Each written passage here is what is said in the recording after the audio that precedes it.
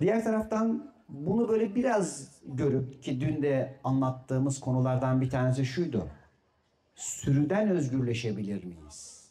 Çünkü bir de sürü realitesi var ve sürüden ayrılanı kurt kapıyor ve biz bir şekilde çevreye, dışarıya uyum sağlamak durumundayız. Hem de özümüze ters gelse de varlığımıza, gönlümüze ters gelse dahi bazen kendimizi uzağa koyabiliyoruz. Diğer taraftan da her birimiz şunu istiyoruz. Ben özgür olayım, rahat olayım, mutlu olayım, huzurlu olayım. Ama bunların önünde öyle bir engel var ki yarattığın o sanal dünyanın içerisinde kendini hapsettiğin, tutsak ettiğin çeşitli haller, durumlar ve zanlar ayağını yakalıyor ve sen bunların içinden çıkamıyorsun. Bugün her birimiz hatta çevreye, dışarıya baktığımızda bundan özgür herhangi bir insan var mı dediğimizde bir cevap veremiyorsunuz. Neredeyse yok. Öyleyse her birimizin insan olarak, insanlık olarak bir kurtuluşa ihtiyacı var. Ve bunun en önemli noktası da zanlarımızdan kurtulabilmek. Öyleyse insan zan sahibi. Ve zan sahibi demek, yani zandaysa anda değil demek. O da yarınki kahvaltımızla alakalı bir konu. Yarın da biliyorsunuz Seyirtepe'sinde sevgili İzmirlilerle bir buluşmamız var. 10.30'dan 2.30'a kadar herhalde böyle bir her şey anda başlar diye bir halleşeceğiz. Bir atölye gibi çalışacağız dostlarımızla. İşte bu tutsaklık durumu, kendimize ördüğümüz duvarların durumu görünmediğinde her şey iyidir diye kendini oyalayıp yaşayan bir sürü insanlar topluluğu oluyoruz. İdare ederiz yani. Şikayete devam ama idare ederiz. Neredeyse hayatında hiç şikayet etmemiş kimse yok. Geçmişte ben de çok ettim. Hepimiz bir yerlerde bir şeylerden şikayet ettik. Kızdıklarımız, öfkelendiklerimiz, hayatımızın tadını huzurlu bıraktıklarımız var. Ne uğruna? Belli değil. Mesela her birimize soruyorum ben şimdi. Ya diyorum arkadaşlar dünyada biliyor musunuz bir savaş var. İşte altımızda, üstümüzde, sağımızda, solumuzda. Peki neden var bu savaş? Neden bu savaşlar var? Emin olun doğru dürüst mantıklı bir cevabı yok. Bu çok enteresan. Hatta bu akla bile gelmiyor. Tabii ki savaş olacak ya. Her zaman savaş olmuştur. Ve çeşitli ülkelere gezenleriniz şunu görmüştür ki bu dünyadaki gıda, enerji emin olun 10 misli insanı besler, yaşatır ve her türlü ihtiyacını da karşılar. Öyleyse neyi yani paylaşamıyoruz?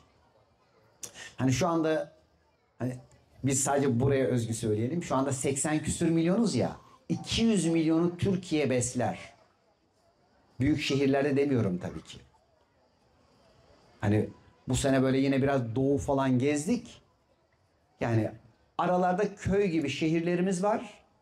Kalan her yer, araziler boşluk. Ne eken var, ne biçen var, ne herhangi bir şekilde tarım, hayvancılık bomboş. Kilometrelerce gidiyorsun bir şey yok. Ekili biçili alan yok. Dünyanın birçok yeri böyle. Hani Türkiye böyle. Afrika buranın 10 katı boş. Eken biçen yok. Herhangi bir şekilde gidip bir şey üreten yok. Peki dünya bu kadar verimli. Dünya hepinizi bu kadar beslemek üzere güzellikler barındırıyor da ne oluyor da kavgalar var, savaşlar var. Birbirinin eteğini çekememekler var. Tabii ki orada dışarıda varsa önce içeride var. Sende var, bende var. kendi içimizde kendimizden özgürleşememek var. Kendimizle kavga, dövüş ve savaş var. Onun için tabii ki dışarıda seyrettiğimiz de içerideki. İşte biz dışarıda çeşitli alan ve durumlardan özgürleşmek istiyoruz. Fakat dışarıda bu gördüğümüz ve seyrettiğimiz sadece küçücük bir parçası. Buzdağının görünen yüzü.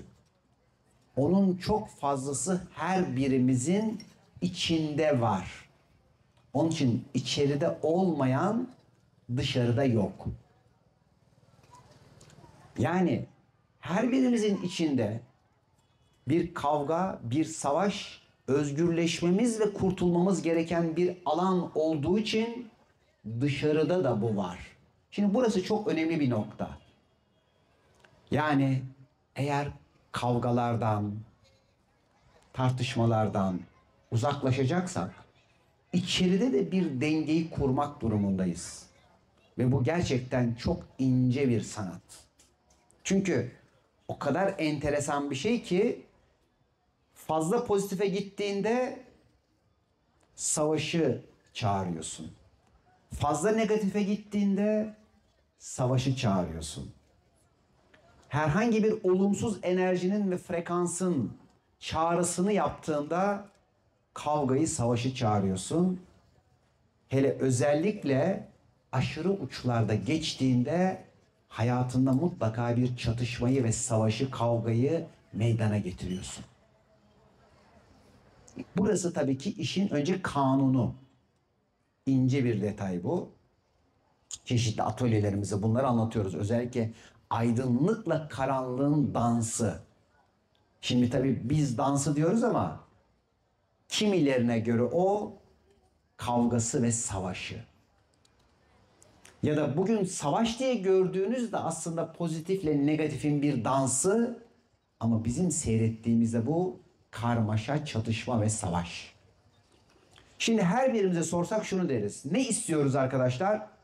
Mutlu olmak istiyoruz, huzurlu olmak istiyoruz, neşeli olmak istiyoruz, sevinç istiyoruz, kahkahalar istiyoruz. Var. Canım var da niye yapamayalım?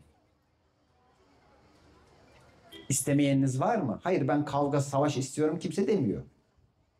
Ama eğer savaşın ya da kavganın ortasında kendimizi buluyorsak, öyleyse önce içeride halletmemiz gereken ve görmemiz gerekenler var. Bunlardan bir tanesi bedenimizle ruhumuzu kavga etmekten özgürleşmek. Annemizle babamızı kavga ettirmekten özgürleşmek. Yeryüzüyle gökyüzünün çatışmasından ve tartışmasından özgürleşmek. Biliyorum, biliyoruz demekten özgürleşmek. Şimdi mesela gerçekten çok güzel teknolojik gelişmeler var. Bir sürü bilimsel icatlar, değil mi? Teknolojik ne kadar güzel şeyler geliyor. Peki ne kadar biliyoruz sizce? Yani dünyada, kainatta olan hangi gerçeğin ne kadarını biliyoruz? Hani dünyamız hani bizim Samanyolu galaksisinde bir kum tanesi kadar, bizim Samanyolu galaksisi evrende kum tanesi kadar ve ne kadar çok şey bildiğimizi zannediyoruz. Öncelikle bu bilme ile bilmeme arasındaki kavgadan özgürleşeceğiz. Çünkü gerçekten bilmiyor olmayı bilmek çok önemli ve çok kıymetli. Şimdi tabii ki her birimiz diyoruz ki biz çok özeliz. Biz çok ayrıcalıklıyız. Doğru mu? Evet, hepiniz eşsizsiniz. Her birinizden bir tane. Şimdi burada bakın bir matematik açıyorum size. Her birinizin ayrıcalıklı olduğu bir dünyada ayrıcalıklı olmak nedir? Soru. YouTube'a da soruyor. Instagram mı yapıyorsunuz? Peki. Nedir? maddi değerini bilmek. Eğer her birimiz ayrıcalıklı ve her birimizden bir tane ise, her birimiz bu kadar özelsek, bilmemiz gereken şey şudur aynı zamanda. Ayrıcalıklı olacaksak bakın, ayrıcalıklılar için de ayrıcalıklı olabilmeniz için sıradan olduğunuzu da bilmeniz icap eder. Şimdi buradaki ince matematiği kavradığınız anda yeni bir kapı açılacak. Yani bu kadar ayrıcalıklı olduğumu gördüğüm ve ayrıcalıklar içerisinde ayrıcalıklı olabilmek için sıradanlığı kabul edebilen ancak ayrıcalıklı olur. Kafa karıştı mı? Bakın, aslında ne kadar basit bir şey anlatıyorum. Şimdi Instagram ve YouTube'dan bir daha dinlediğinizde daha rahat açacaksınız. İşte bu bize yeni bir kapı açıyor. Yeni bir ilmin kapısını açıyor şu anda. Hem öyle hem böyle. Çünkü dünyada bütün canlılar, yaratılmış her şey çok özel ve ondan sadece bir tane var. Ve ben diyorum ki benden bir tane ve ben çok özelim. Senden de bir tane, sen de çok özelsin. O da çok özel ve ondan da bir tane ve hepimiz ayrıcalıklıyız. Peki hepimiz ayrıcalıklıysak, ayrıcalıklar içerisinde nasıl ayrıcalıklı olursun? Sen bu kadar ayrıcalıklı insan içerisinde ne kadar ayrıcalıklı olmanın sıradan olduğunu anladığın anda ayrıcalıklı olursun. Matematiği anladınız mı? İşte sistem böyle çalışıyor. Her şey birbirinin içerisinde. Ne kadar basit gibi geri anlatılan bir şey, ne kadar zihinde tık tık tık tık tık engellerle karşılaştırıyor sizi, değil mi? Ya olur mu? Ya böyledir ya şöyledir. Hayır, hem öyle hem böyle oldu. Nasıl oldu bu iş? İşte kainatın işleyiş sisteminde bilgi böyle işleniyor. Çünkü siz şöyle zannediyorsunuz. Ya şu doğrudur ya bu doğrudur. Ya bu adam ayrıcalıklıdır ya bu adam sıradandır. Oysa ki ne yaptık? Ayrıcalıklı olduğunu anlayabilmek için ayrıcalıklı olanların ne kadar sıradan olduğunu anlayabilen ancak ayrıcalıklı oldu. İşte ilahi matematik böyle çalışıyor. Ve bizim insan olarak bildiklerimizden ve şu ana kadar bize öğretilen ve dayatılanlardan özgürleşebilmemiz için işte hem öyle hem böyle olduğunu görebilmeye ihtiyacımız var. Diğer taraftan hem külli irade var hem cüz'i irade var. Hayda. Hem olsun ne demek? Haddini bil. Kulsun, zerresin. Hepsin, inşallah Ankara'yı haftada anlatacağız. Hep olduğun için hiçsin diyeceğiz Ankara'da. Ne kadar ters geliyor değil mi? Neden hiçsin? Çünkü hepsin. Bunun matematiğini anlatacağız. Ama açacağız kendimizi. Kapattığımız, tıkadığımız alanları açmaya ihtiyacımız var. Özümüzden akanı alamadığımız yerlerde tıkadık. Kendimizden kendimize akanları tıkadık. Ve bu bizim prangamız oldu. Bugün her birimizin insan olarak yapması gereken bir tane bir şey var. Özünden kendine olan akışı açmaya ihtiyacımız var. Ondan sonra rehbere bilmem neye, hani Ahmet'e, Mehmet'e, Ünal'a da ihtiyaç yok. Orayı açana kadar birbirimize ihtiyacımız var.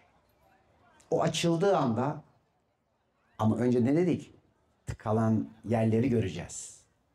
Tıkandığını görüp kabul etmediğimizde, ya zaten ben biliyorum, Benim inancım, benim anlayışım zaten şöyle şöyle. Bu dünyada kim der ki benim inancım kötü? Var mı böyle? Hangi anlayışın, hangi dinin, hangi felsefenin mensubu? Ya benim de inancım beş para etmezmiş ya. Hiç duydunuz mu böyle bir Musevi, böyle bir Hristiyan, böyle bir Budist, böyle bir Müslüman? Herkes için kendi anlayışı, kendi öğretisi, kendi dini, kendi peygamberi en üstte.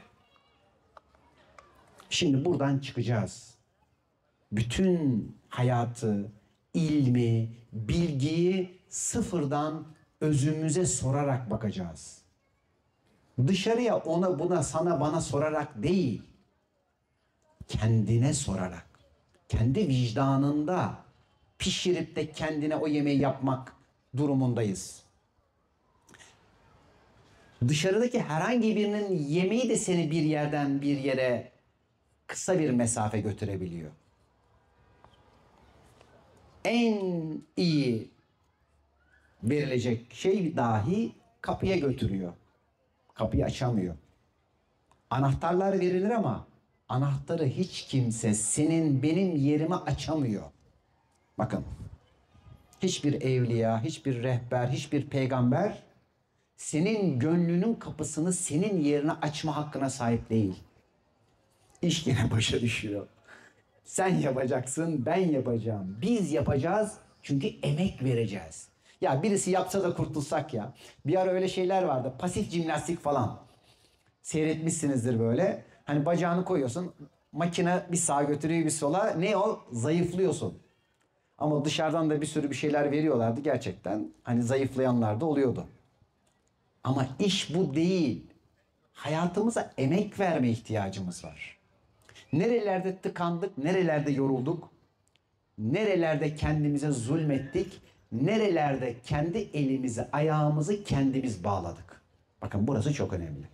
Yani birisi gelip senin elini kolunu bağlamıyor. Bağlayan kim? Sensin. Ya olur mu? Kim kendine bunu yapar? Onun için diyoruz ki Allah'ım beni kendimden koru. Emin olun dışarıdan yapılan her şey yine senin sana yaptıklarından ibaret. Diğer taraftan tabii biz insanın kendimizin kurtuluşu için nerelerde kararttık, nerelerde kafamızı kuma gömdük ve nerelerde o zan çukurların içerisine girdik. Bir şeyi zannediyor olmak olabilir. Bir şeyi sanabiliriz. Fakat zan realitesinde yaşıyorsan, ki insanlık şu anda zan realitesinde yaşıyor, onun için harika bir hediye geliyor. Sanal dünya geliyor. Ve çocuklarınızı, gençlerinizi çok yakın zamanda tamamen sanal oyunlar, sanal gözlükler, sanal alemler içerisine seyredeceksiniz. Kendinizi zan içinde bıraktığınız için. Bu zanlardan özgürleşenler, özgürleşmeyi seçenler, gerçek acıtıyor olsa da, ki şöyle söyleyeyim, dün bir miktar enerjileri azıcık açtık. Dedik ki hadi gelin şu sürüden ayrılmak üzere bir bakalım ne kadar sürünün içindeyiz. Oraları biraz açtık.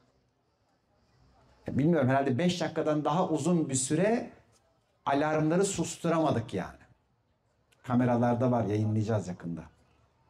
5 dakika alarmlar, yani o kadar her birimiz sürüye ihtiyaç duyuyoruz demek ki. O kadar güdülmeye ya da kalabalığın içindeysek, ya zaten hep beraber cehenneme gidiyoruz, en azından hep beraber gidiyoruz. Ya bir tanesi diyor ki arkadaşlar ateşe gidiyorsunuz, yanacaksınız. Ya tamam da biz çoğunluğuz, sen tek başınasın. Demokrasi diye bir şey var. Biz çoğunluğa uyarız. Ama çoğunluğun dediği ya da yaptığı mı doğru?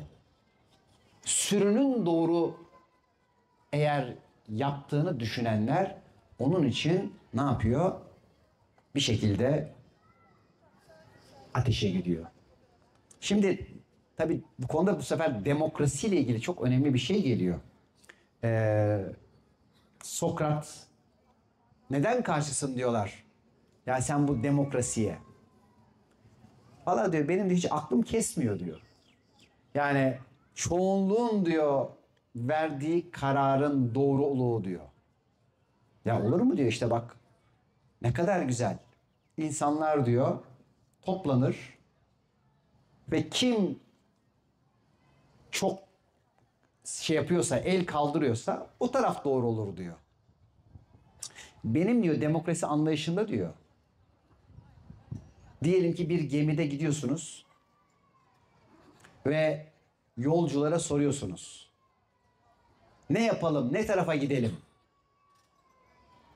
Çoğunluk kendine göre bir karar verebilir. Ama diyor ben kaptanı dinlerim diyor. Kaptan bir tanedir ve onu dinlerim. O kaptan aynı zamanda senin aklın olmalı. Bir sürü duyguların, düşüncelerin, zanların değil. Yani hem içeride hem dışarıda, hem ülkede hem dünyada. Yani Sokrat'a göre onun için demokrasi denilen şey böyle bir kavram.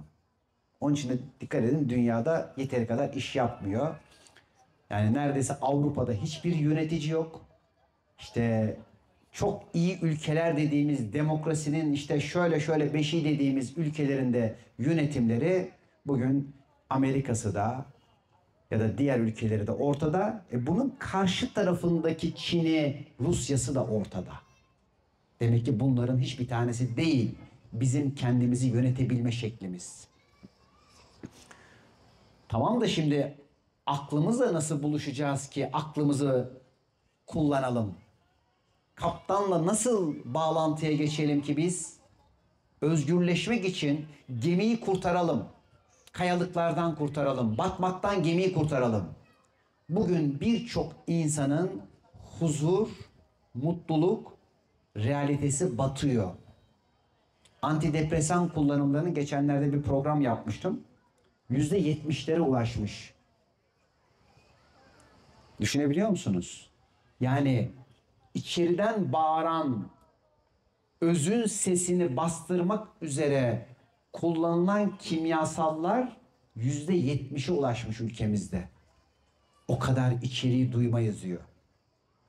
Peki içeriği bastırıp özünden ruhundan gelen sesi dinlemeyince ne oluyor? Ne olur? İşte bu sefer bazen doğanın kanunları çalışır. Bazen doğal afetleriyle, bazen ekonomik sarsıntılarıyla, bazen savaşlarıyla dünya negatif etkilerini şahlandırır ve ortamı dizginlemeye, dengelemeye çalışır. Her biriniz hayatınızın içinde bunları yaşadınız. Sadece ülke ve dünya içinde değil. Nerede aşırıya gittiyseniz diğer uçlar geldi ve seni dengeledi. Şimdi ailesinde hiç felç geçiren var mı? Var. O arkadaşlarınız, akrabalarınız düşüncede ya da zihinlerinde, çalışmalarında aşırıya gitmişler miydi? Gitmişti. Gitmiş miydi? Çünkü eğer bir şey gelip durduruyorsa bakın aşırıya gittin. Her türlü kazada benzer durum var. Grip nezle olduğunuz zamanda dahi kendinize az özen verdiniz, kendinizi düşünmediniz. Bir istirahati bile kendinize az gördüğünüz zamanlardır. Hatırlayın. Bak bu kadar basit.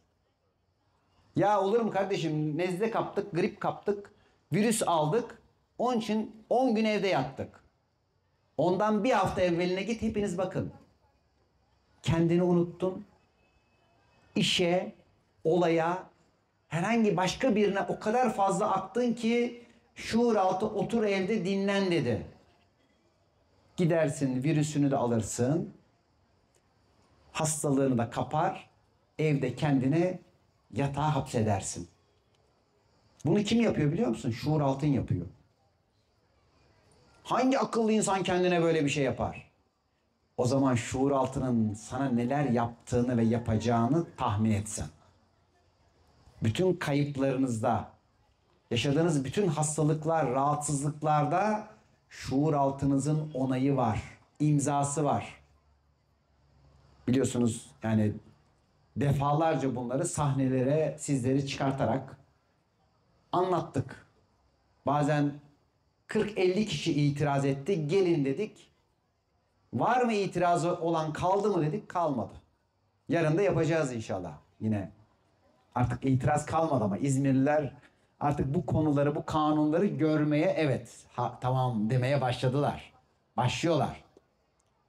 Çünkü bir taraftan yeryüzünün, dünyanın bir sürü kanunları var. Bir de ilahi kanunlar var. Nasıl ki işte yer çekimi kanunu var. İşte burada bir adap, edep, davranış kanunu var. İşte bir de ilahi sistemin kanunları var. Biz insanın kurtuluşunda bu ilahi kanunları lehimize kullanabiliriz. Ama bu kurallara karşı geldiğimizde tutsaklığımızı arttırırız. Bakın burası çok önemli. Onun için bir taraftan ilahi kanunlarla barışmak durumundayız. Biraz önce sadece bir tanesini söyledim. Hem öyle hem böyle. Ya olur mu kardeşim şimdi? Bizim insan mantığımız şunu diyor. Ya bir adam ya buradadır ya değildir. Şimdi biraz önce birkaç arkadaşla karşılaştık. Hatta dün işte diyorum ki yani sizi sanki tanıyorum.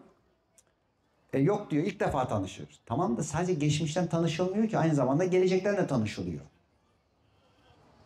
Ya ben buraya ilk defa geldim ama hatırlıyorum sanki. Sanki buraları Evet, hatırlarsın.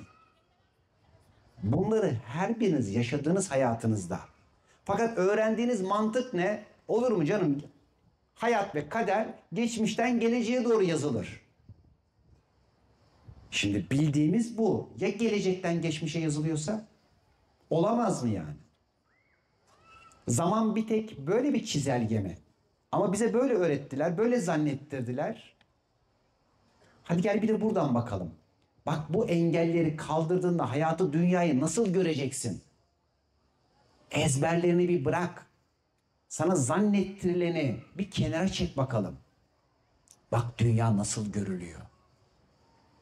Dünyaya gelen bilgelerin, evliyaların ve neredeyse peygamberlerin tamamına yakınının anlattığı ve öğrettiği bir şey var.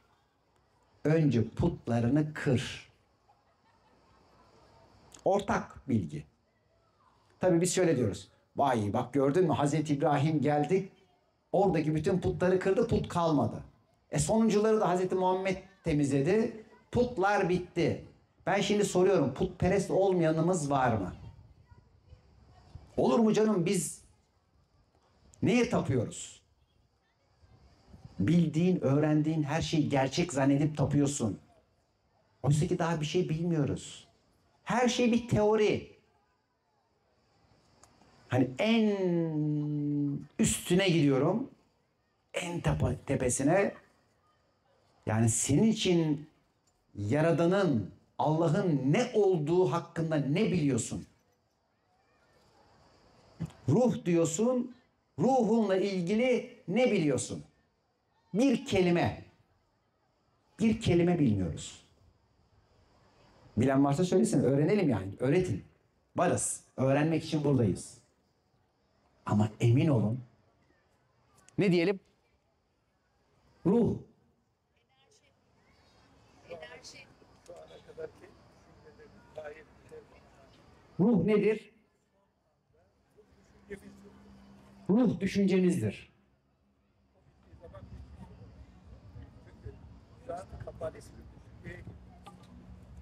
Şimdi şöyle, ruh düşüncemizdir derken, şimdi bu da bir teori olmaz mı? Yani diyelim ki beden burada kaldı. çıkan düşünce mi buradan? Diyebilir miyiz? Çünkü işte biraz önceki söylediğimiz gibi burada bildiğimiz ve öğrendiğimiz her şey o kadar ucun ucu ki. Onun için hani Kur'an'da da ruh Rabbinin ilmindedir. Ondan sual dahi sorma, anlayamazsın burada. Burada ruhu anlayamıyoruz. Çünkü burada gördüğümüz her şey zaten madde. Bakın. Her şey yani düşünce de bir madde çünkü titreşimi var. Alfası var, betası var. Beyin titreşimlerine göre şöyle şöyle. Bunların hepsi ölçülebilir. Ama ölçülebilir olan şeyin adı madde. Ama ruh ölçülemeyen, sonsuz. Ama bir taraftan biz ölçülebiliri dahi ne kadar anlayabiliyoruz. Öyleyse burada bizim kurtuluşumuzda, gelişimimizde önce bir geriye adım atabilme, belki tevazusunu gösterebilmemiz önemli. Biz insan olarak burada bir şeyi bilebiliriz. O da burada olma halini. Bunu deneyimleyebiliriz. Bu dediğim ne kadar basit geliyor değil mi size? Evet. Evet. Ama burada olmak sadece ayaklarının üzerine durduğunu hissetmek değil. Varlığını, geçmiş ile geleceğin çakışmasını, birbirimizle bağlantımızı, bedenimizi, duygu ve düşüncelerimizi, bize emanet edilenleri, sorumluluğumuzu, geliş amacımızı, seyrettiklerimizin bizden nasıl yansıdığını, yansımamıza kendimizde bizi ve Rabbimizi görebilmeye kadar derine giden bir hal yolculuğu bu. Diğer taraftan tabii ki insan kurtuluşa doğru giderken aslında bir taraftan çok enteresan bir şekilde kurtulacağı şey de kendisi. Kendine ördüğü duvarlar. Kendi zanlarıyla kendini kandırdıkları. Şimdi bunun bir de tam tersini söyleyeceğim. Ama bir taraftan da buna ihtiyacımız vardı. Çünkü gerçek yakıcı bir şey. Gerçeğin ışığı hepimizi yakacak kadar yüksek ve yoğun bir şey. Onun için zanlarımız gerçekle araya koyduğumuz perdelerdir.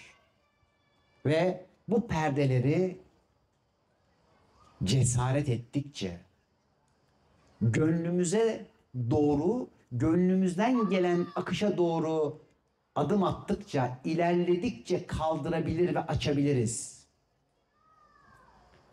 Vaktinden önce o zan perdesini açan da yanar. Şimdi bir de bu var.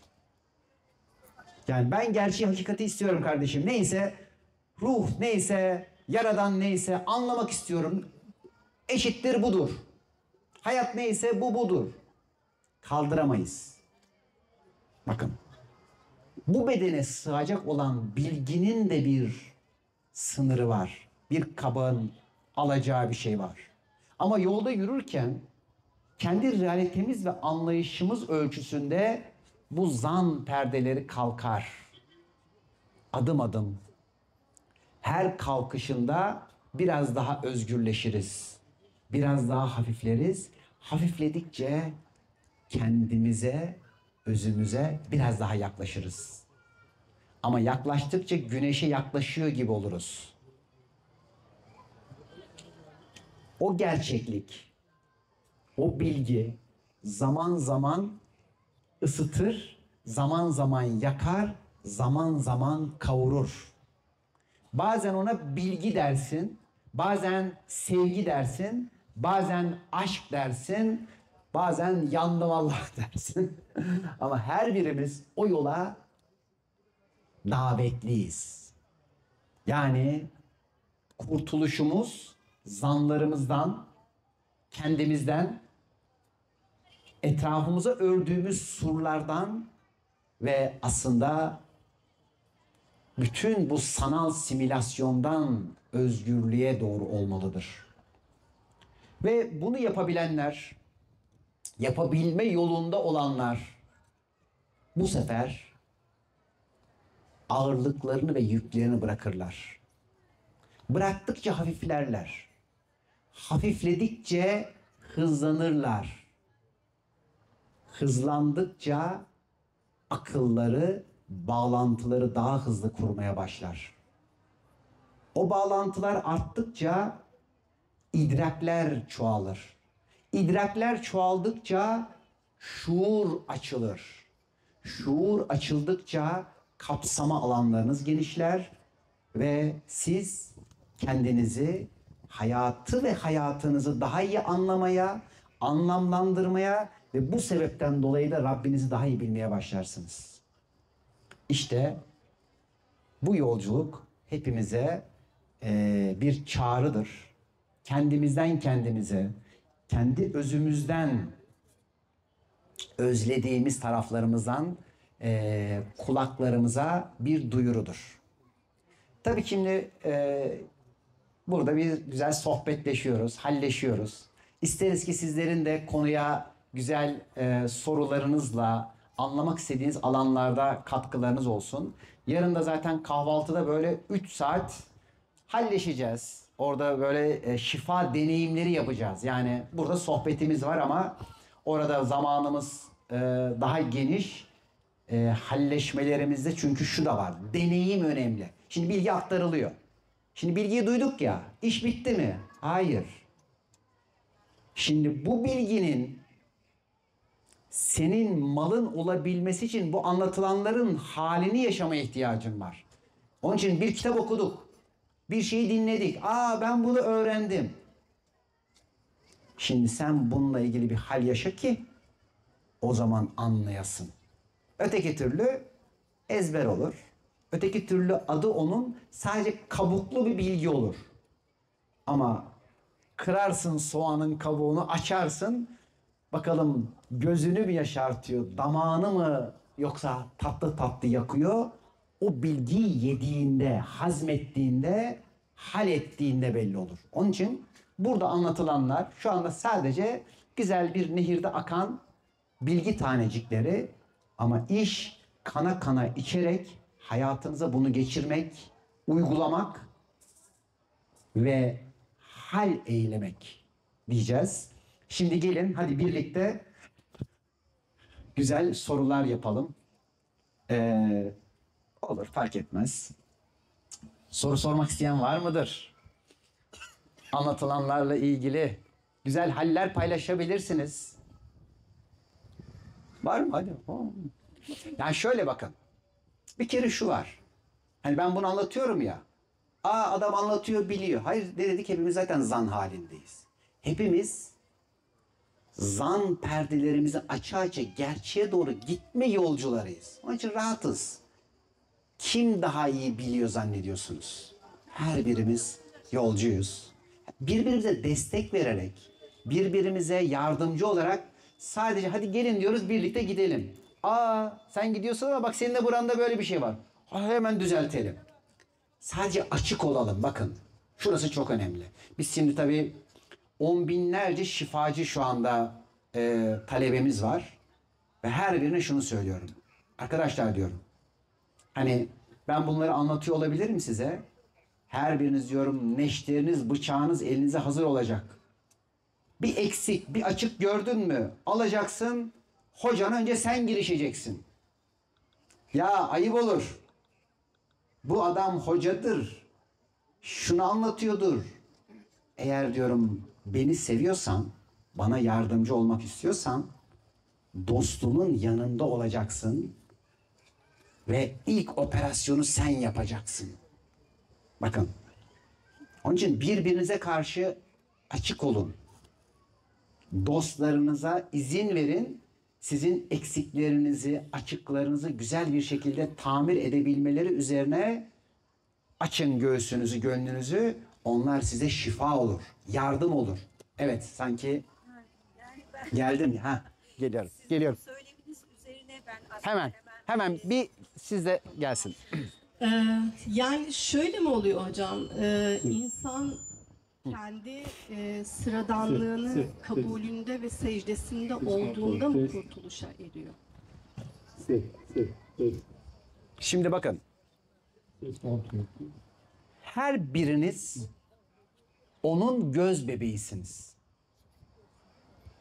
Bir tanesisiniz ve özel ve bir tane yaratılansınız. Şimdi ya o zaman beni daha çok seviyor diyor. O beni daha çok seviyor. Ya her biriniz özel ve bir tane olarak en çok sevilensiniz. Ha, nasıl bir şey şimdi bu?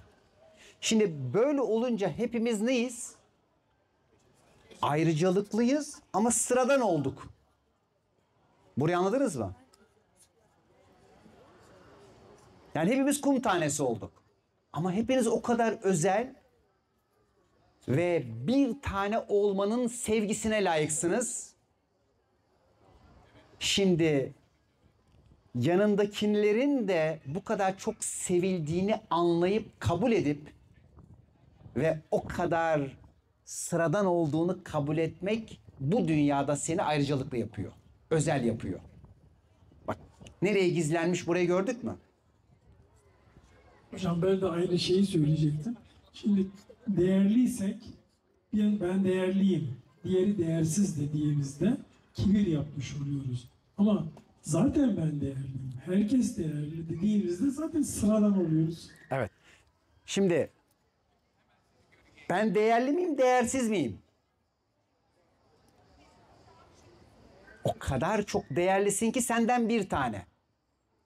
Ama o kadar sıradansın ki zaten her birimiz bu kadar değerli ve kıymetliyiz. İşte bu iki noktanın ortasında durmak sizi aşırı uçlardan merkeze getirecek olan bir tesir. Evet bak geliyor teker teker arkaya doğru geliyoruz. Güzel. Evet. Şimdi değerlisiniz dediniz. Mesela bu değer neye göre? Mesela düşünüyorum ben kendim adımı söyleyeyim. Şu an bu değişik buhrandayım ben bu aralar. Mesela değerlisin diyorlar bana. Neyi de göre değerliyim mesela? Peki. Şimdi mesela aynaya baktığında hiç mesela burada bak senden bir tane daha var mı? Bak yok bir tane var. Hepimiz sana benziyoruz. Şimdi düşün seni yaradan bu özelliklerde sadece bir tane seni yaratmış ve senden hayat ve kainat seyrediliyor senin gözlerinle ve senin yaşantından bir bağla. Hiç kimseye benzemiyorsun. Hiç kimseye benzememenle çok özelsin. Bir eşin yok. Bakın. Hani o parmak izi var ya onun hiç kalır. Bu kainatta senden sadece bir tane var. Ve Yaradan bu kadar özenle değer vererek yaratmış. Sen Yaradan'a ne kadar değer veriyorsun? İşte yaratandan ötürü yaradılanı sev. Evet. Hocam gerçek ne bilmiyoruz dediniz ya. Biz gerçeği arayan yolcularız hepimiz. O yoldayız. O zaman biz gerçeği bilmiyorsak neden sorumlusunuz hocam? Çok güzel bir soru. Orayı eksik bırakmışım. Şimdi her realitemizin gerçeği var. Bakın. Biz gerçekleri biliyoruz da hakikati bilmiyoruz diyelim. Orayı düzeltelim. Yani buluştuğumuz her seferinde bir realitenin, bir anlayışın gerçeği. Son değil. Yoksa şu anda anlattıklarımız da bir gerçek. Ama dersem ki arkadaşlar benim bu anlattıklarım hakikat, bundan öte gerçek yok. Dersin yani ayıp ettin. Şu andaki realitemizin gerçeklerinden bahsediyoruz. Ama açımız biraz genişler. Bak dün anlattıklarımız böyleydi, bugün böyle. Bu şu demek değil. Bak görüyor musun adam ne kadar kaypak ya. Dün bunu anlatıyordu bu. Hay ne kadar güzel. Sonda değiliz. Sürekli yeni açılacak. Ben açıldıkça bilgi açılacak. Farkındalıklar, açılar genişleyecek ve siz aynı kelimenin, aynı cümlenin ve bilginin içerisinde bir idrak, bir farkındalıkla 1000 misli bir açılım sağlayabilirsiniz. Bakın.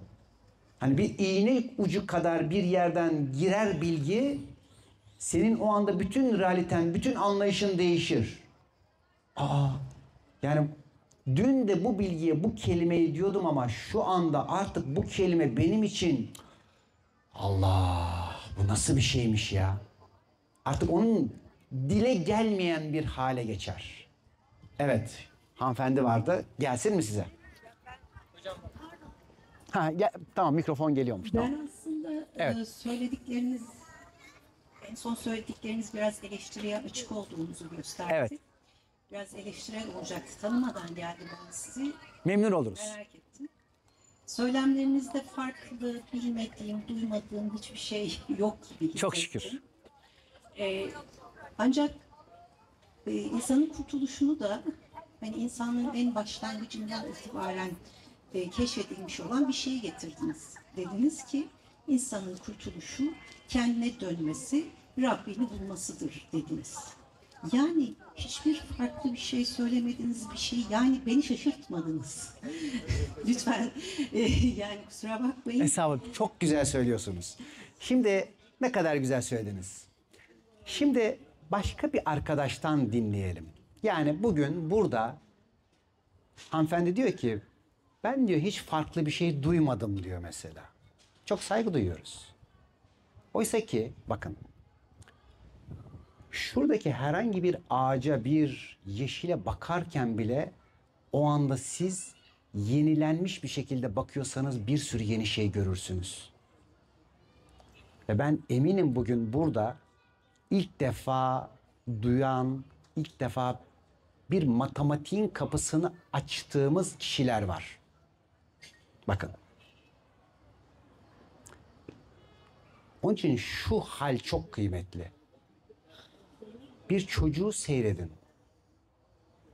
Çocuk ne yapıyor biliyor musunuz? Benim bak oğlum orada geziyor. Ben önüne bir tane top atıyorum. Şöyle yapıyor. Bir daha atıyorum. Bir daha atıyorum. Diyorum ki Allah Allah, ben niye böyle yapmıyorum? Çünkü ben şöyle görüyordum. Ben biliyorum ya. Top demek yuvarlak bir şey. Kırmızı, buralarında mavi. Yuvarlıyorsun. Hep aynı şey. Ama çocuk için her sefer değişiyor bu. Aynı şeyi yapıyorum. Allah Allah, ne oluyor burada? Benim anlayamadığım çocuklarda ne var? Ne oluyor da insan kendini yaşlı, kurumuş hissediyor?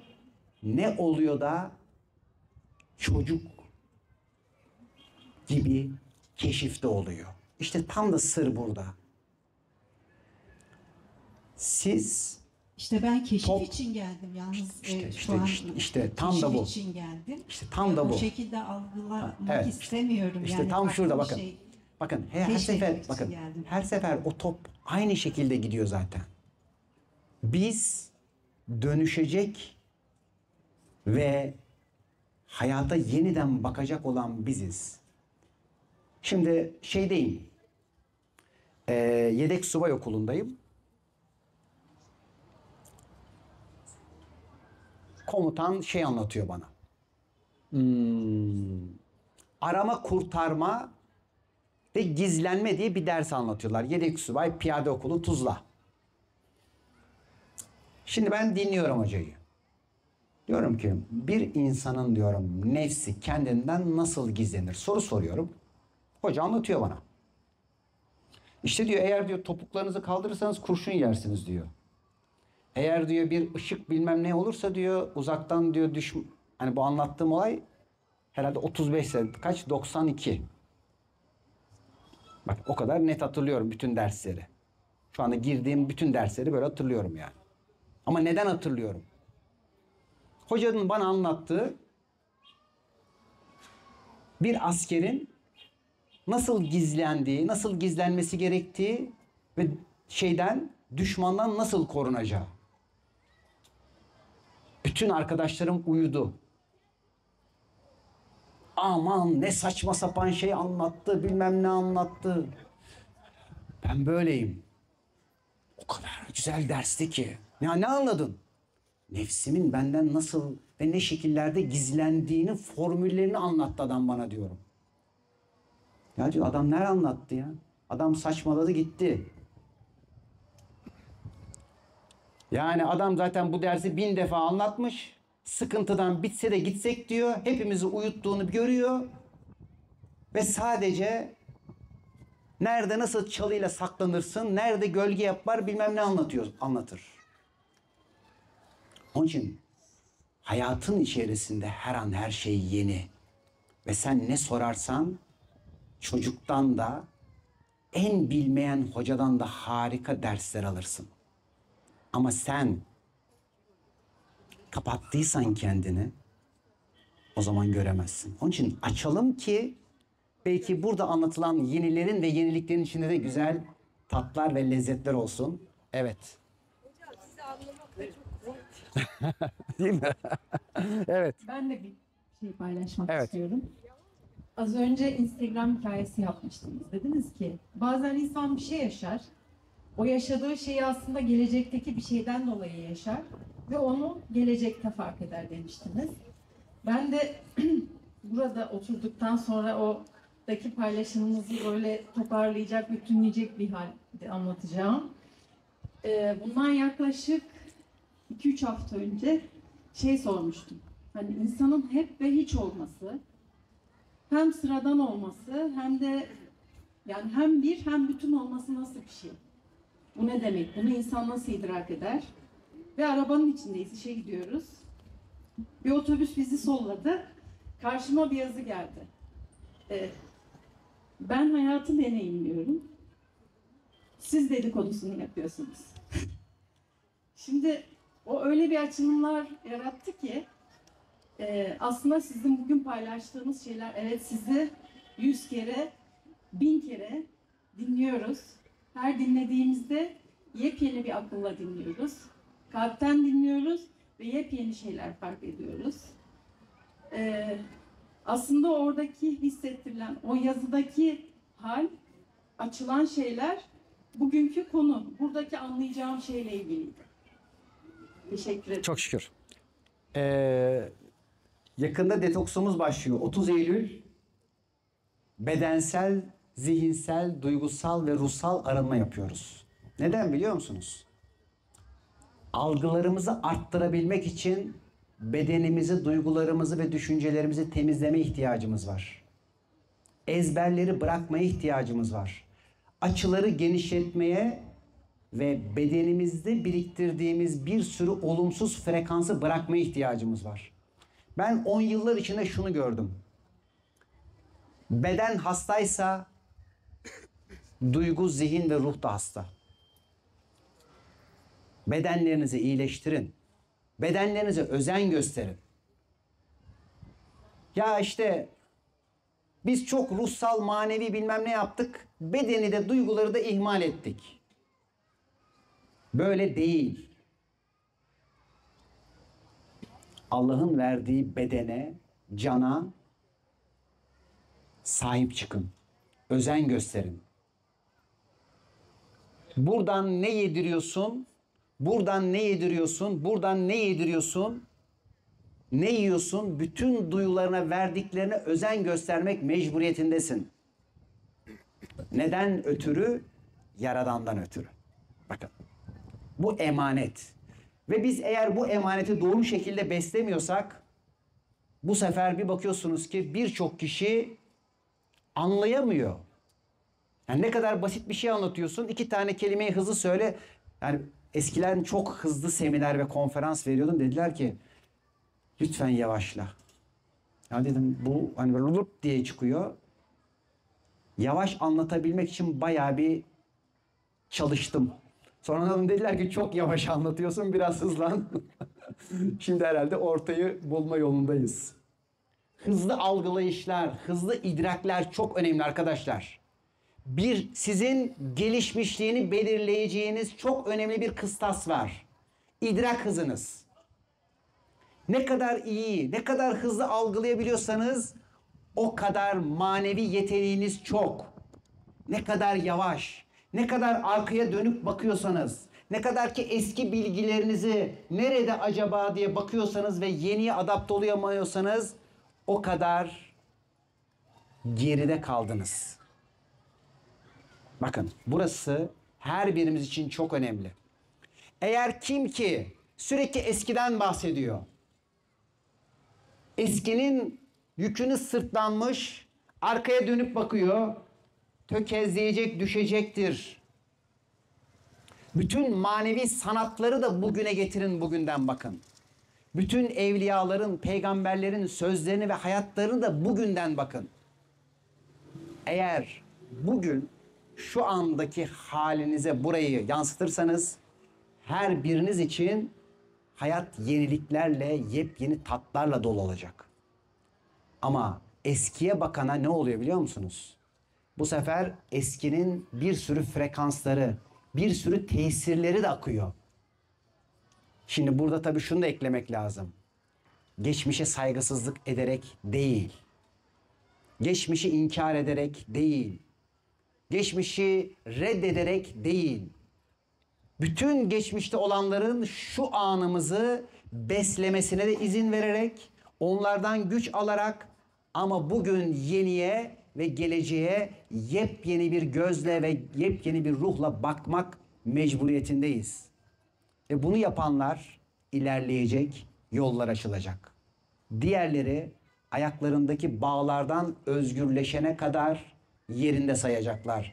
Ve bakın birçok kişinin neden hayatlarına tekrar döngüleri çalışıyor?